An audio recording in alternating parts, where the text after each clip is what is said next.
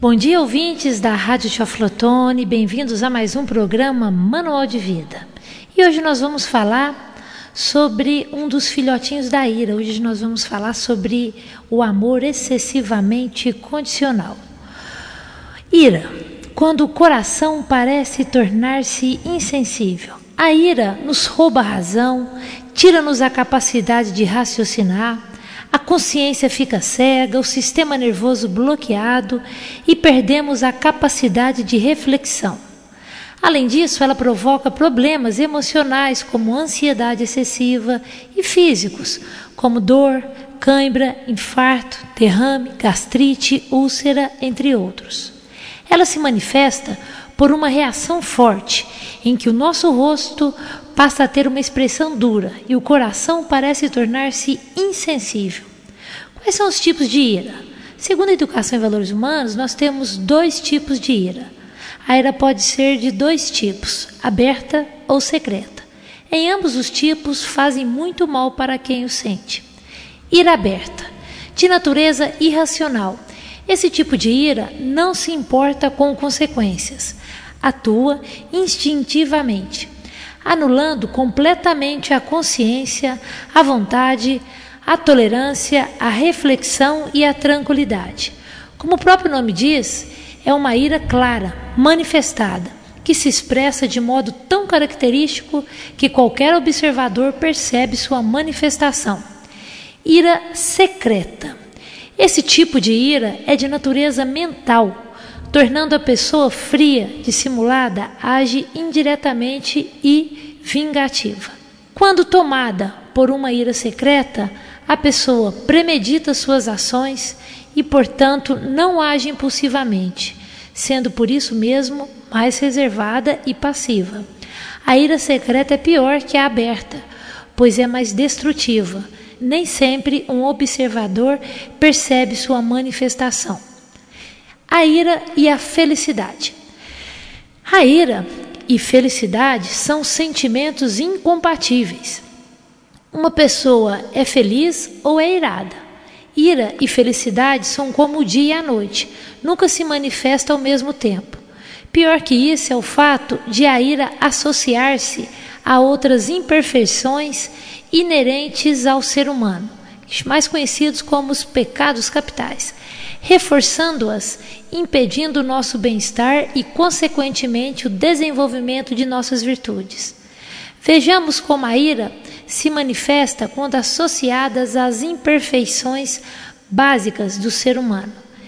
Ira mais orgulho. Quando somos criticados ou desprezados e nos sentimos feridos em nosso amor próprio, a ira pode entrar em cena em defesa do nosso orgulho, fazendo-nos sentir antipatia por quem nos feriu. O sentimento de posse também nasce dessa combinação. Ira mais ganância. Pessoas competitivas, quando se deixam dominar pela ira, podem ficar desesperadas pela vitória.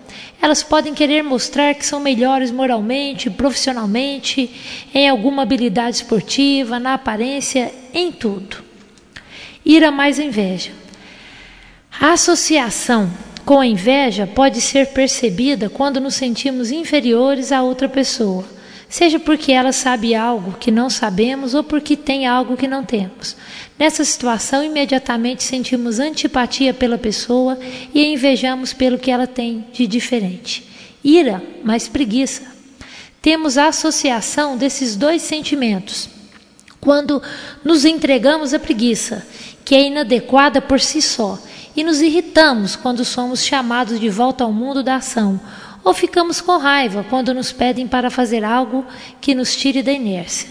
Ira mais luxúria. A raiva, por não conseguir o que se deseja sexualmente, pode gerar reações violentas, cujas consequências costumam ser bastante sérias. O exemplo mais comum dessa associação é o estupro. Ira mais gula. É a raiva pela impossibilidade de saciar o desejo alimentar, quer isso ocorra por restrições médicas ou pelo simples fato de não encontrar o alimento que se quer na hora que se deseja. Ira mais medo. Essa associação costuma ser a maior responsável pela ira secreta que todos temos.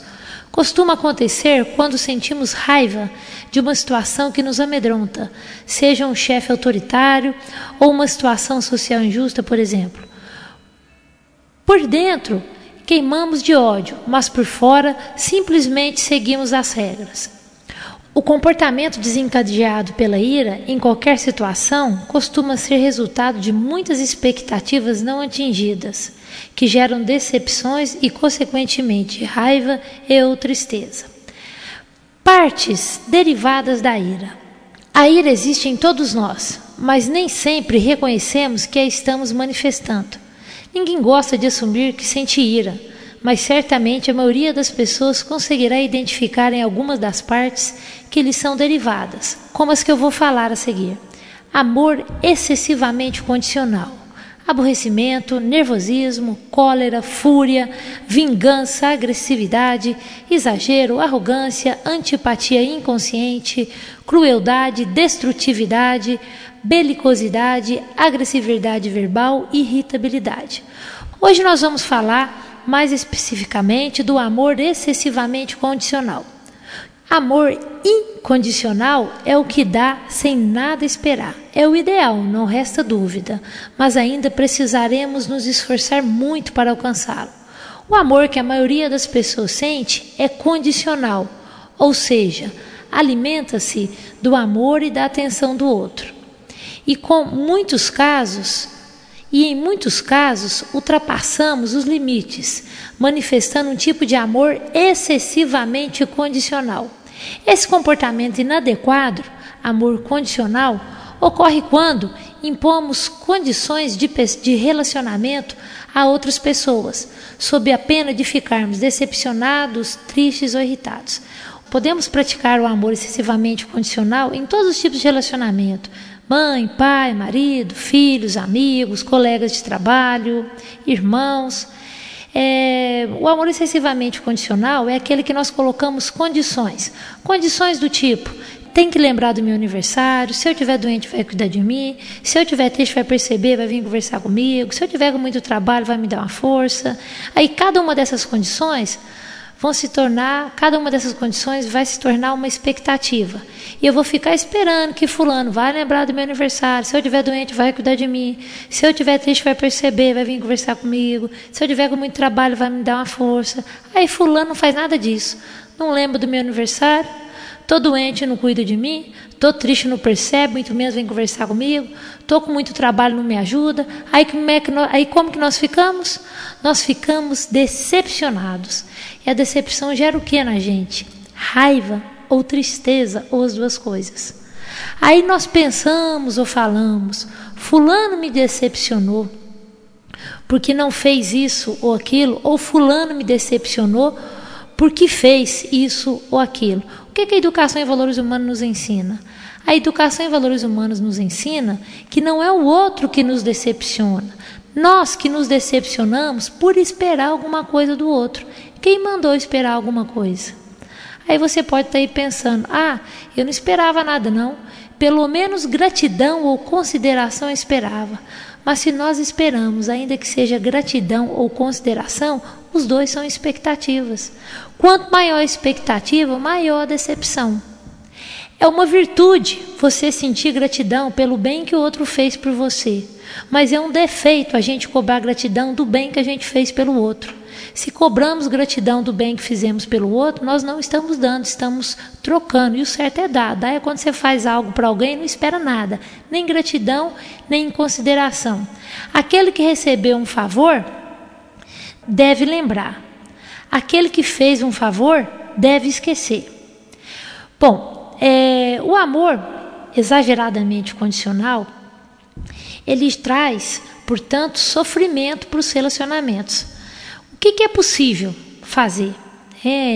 A educação em valores humanos nos ensina o seguinte: pessoas que nós conhecemos pouco, nós devemos diminuir as condições. Por quê? Diminuindo as condições, diminuímos a expectativa, diminuindo a expectativa, diminuímos a decepção, diminuindo a decepção, diminuímos a raiva e a tristeza, portanto, diminuímos o nosso sofrimento. Pessoas que conhecemos bastante, o mais certo é a gente adequar a expectativa. O que é isso? Se uma pessoa pode dar 2, você espera 2. Se uma pessoa pode dar 2, você espera 4, 2 é de decepção, porque você está criando uma expectativa maior do que a capacidade do outro. Se você convive com uma pessoa que ora ela está boa, ora ela está brava, e se você espera que ela vai estar sempre boa, tranquila, aí na hora que ela ficar brava, você vai se decepcionar. Portanto, nós devemos esperar do outro aquilo que a gente já conhece. Então, se o outro pode dar 2, você espera 2. Assim você não dá espaço para a decepção. Uma forma da gente entender isso melhor é usando a metáfora do oleiro e do jardineiro. O oleiro pega o barro e coloca do jeitinho que ele quer, mas isso só dá para ser feito com barro. Com gente, o máximo que a gente consegue é ser jardineiro.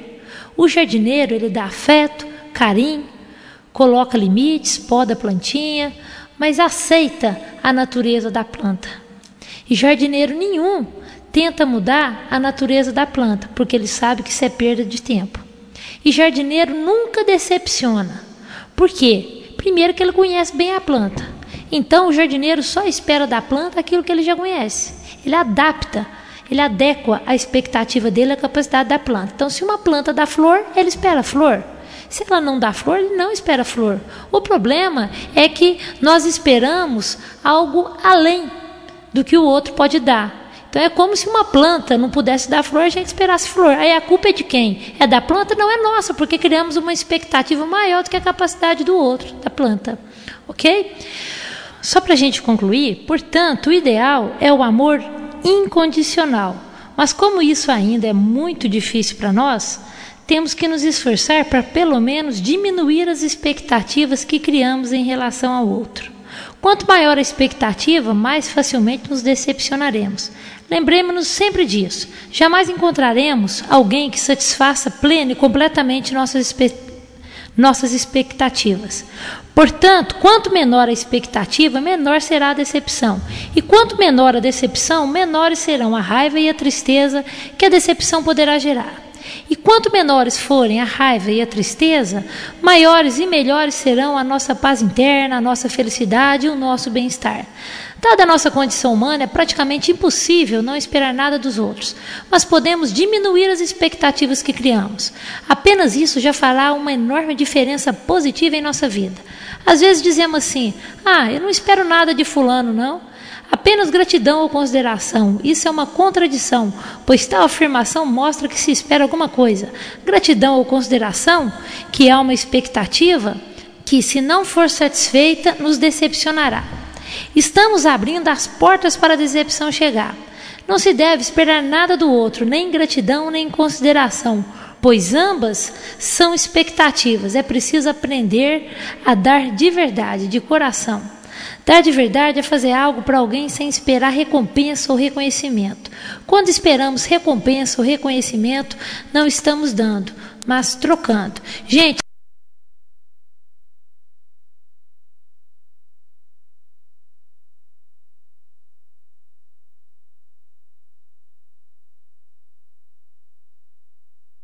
relações interpessoais, mas também com Deus. Como se manifesta? Quando ficamos revoltados porque as coisas não aconteceram como esperávamos que acontecessem. Amar a Deus sobre todas as coisas é preservar a boa relação com Ele, não importa o que aconteça. Do contrário, estaremos amando Deus condicionalmente, ou seja, fazendo trocas, criando condições para amá-lo. Bom, gente, eu vou ficando por aqui e quero finalizar com a citação central do nosso tema de hoje.